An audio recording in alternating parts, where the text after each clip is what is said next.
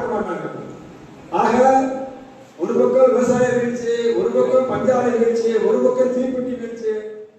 அது மன்மோகன் ஆட்சி காலத்துல அதுல குறைந்த செயல் திட்டம் அப்படிங்கிற அடிப்படையில நம்மளால் அந்த குறைந்த செயல் திட்டத்தை உருவாக்கி இடதுசாரிகளால் கொண்டு வரப்பட்டதுதான் அன்னைக்கு மகாத்மா காந்தி 2 மாசம் இருக்கும். அதாவது கிராமப்புறங்களில் 100 நாள் வேலை பார்க்கிற தொழிலாளிகள் சம்பளம் கூடுதல் அப்படின்னு சொல்லி அவன் மோடி இன்னைக்கு அறிவிச்சானோ அதுல இருந்து வேலையை நடக்கிறார். 15,000க்கும் மேற்பட்ட 15,000க்கும் மேற்பட்ட தொழிலாளர்களால் கட்டுமான தொழிலாளர்கள் இருப்பதாக சொல்லப்படுகிறது. அதாவது ஒரு நேரத்தில் வந்து கட்டுமான தொழிலாளர் வந்து ரொம்ப இழிவா பேசுனாங்க. இதை விட்டு வடக்க வெளியே போன சம்பளங்கள் கூலிகள் வந்து கூடுது, அது ஒரு பக்கம்.